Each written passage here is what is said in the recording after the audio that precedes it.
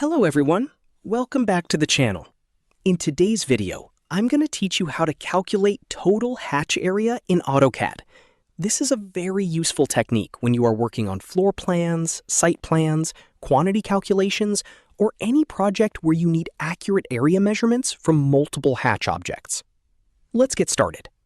First, move into your drawing and select one of the hatch objects you want to include in the calculation. If you have many hatches in the drawing, selecting them one by one can take a lot of time. Luckily, Autocad has a faster method for this.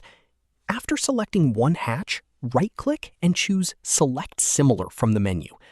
Autocad will automatically select all hatch objects with similar properties in the drawing.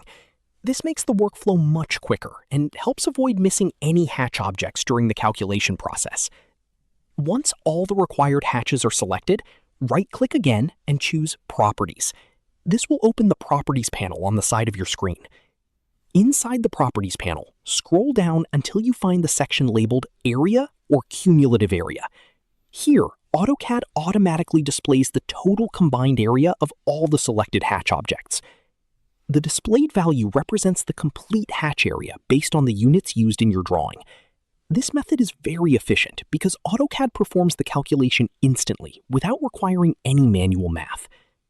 If the value does not appear correctly, make sure the objects selected are actual hatch objects and not regular closed polylines or other geometry. Also confirm that all the hatches you want are included in the selection before opening the Properties panel. Using Select Similar together with the Properties panel is one of the simplest and fastest ways to calculate total hatch area in Autocad.